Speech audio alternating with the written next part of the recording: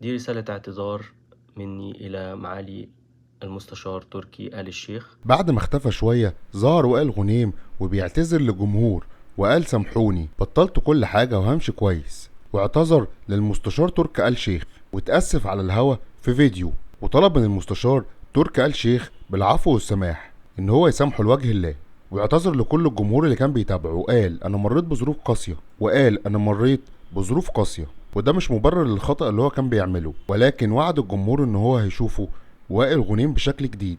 واختفى شوية عن السوشيال ميديا وقال انا من شهر شعبان بحاول التزم، واي حد وائل غنيم اساء ليه اعتذر له في الفيديو، والجمهور كان فرحان ومعظم التعليقات كانت ايجابيه. لو وصلت معانا لغايه هنا ما تنساش تحط لايك للفيديو وتشترك في القناه عشان يوصلك كل اخبارنا الجديده.